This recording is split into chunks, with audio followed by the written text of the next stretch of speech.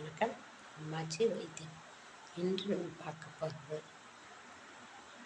கால் போலி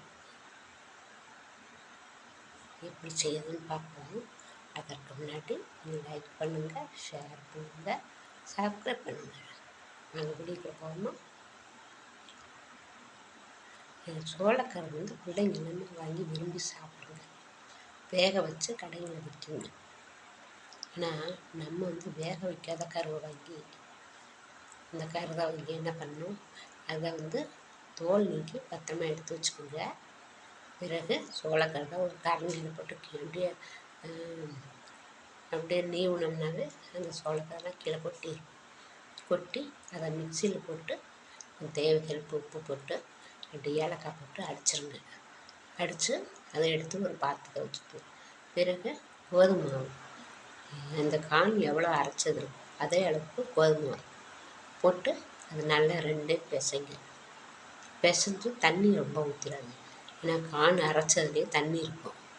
அதனால் அதை போட்டு நல்லா பிசைஞ்சு நீங்கள் அதை வச்சுருங்க. ஒரு 5 நிமிஷம் ஆகட்டும். அதுக்குள்ளாரையும் தேங்காய் ஒரு ஒரு அரை கப் அளவுக்கு தேங்காய், வெல்லம் ஒரு அரை கப்பு போட்டு அதை வெல்லத்தை ஒரு அரை டம்ளர் தண்ணி ஊற்றி நல்லா கொதிக்க விடுங்க. கொதிக்கணும்னு வெல்லம் கரைஞ்சா போதும்.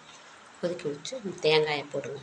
போட்டு பொட்டுக்கடலை மாவு அல்லது பாசிப்பயிறு மாவு 2ல் எது உங்களுக்கு தெரியுமோ அதை போட்டு நல்லா கிண்டிட்டு அதை திராட்சை, முந்திரி, ஏலக்காய் கொஞ்சம் நெய் ஊற்றி திராட்சை முந்திரியை வதக்கி சின்ன பீஸாக போட்டு அந்த இதில் போட்டு அதை அப்படியே கிண்டி வச்சிருங்க. பிறகு நம்ம அந்த அடுப்பில் இட்லி வச்சு நம்ம இந்த கானோட தோல் இருக்கு இல்லையா, சோளக்கருது தோல், அதை எடுத்து அதில் இந்த மாவை எடுத்து நல்லா அப்படியே கெட்டியாக அடமாக தட்டுங்க.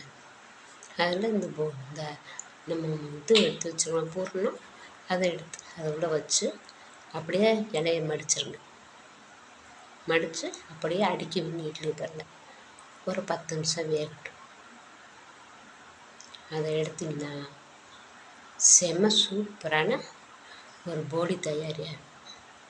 அது சாப்பிட்டிங்கன்னா பிள்ளைங்களுக்கு உடம்புக்கும் நல்லது, நார் சத்து, ஃபைபர் சத்து கிடைக்கும். பிள்ளைங்க உடம்பு ஊட்டமாக இருக்கும்.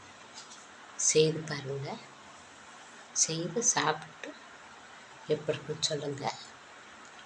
நன்றி, வணக்கம்.